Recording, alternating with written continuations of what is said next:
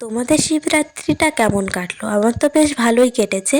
তো সকালটা শুরু হয়েছিল ঠিক এভাবে, ফুল পাতা জোগাড় করে, যেহেতু বাড়ির কাছে আর কি বেশি ফুল ফোটেনি, সেহেতু ওর পাড়া থেকে কিছু জোগাড় করেছিলাম। তো জোগাড় টোগাড় করে বেশ গুছিয়ে রেখে দিয়েছি ফুল। তারপর রাত্রে রেডি হয়েছি, পুরো নর্মালভাবে রেডি হয়েছি, যেহেতু এটা বাড়িতে আমরা পুজো দিচ্ছি।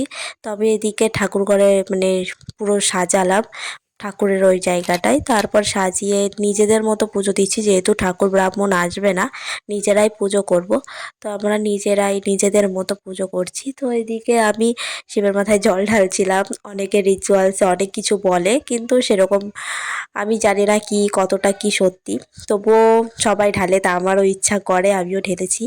তো এদিকে প্রসাদও মাখানো হয়ে গেছে, সবাই প্রসাদ খেয়েছে। আমাদের বাড়ি শুধু আমরা না, পাশে থেকেও অনেকে এসেছিল পুজো করার জন্য। তো সেইভাবে আজকের দিনটা এভাবেই কাটলো।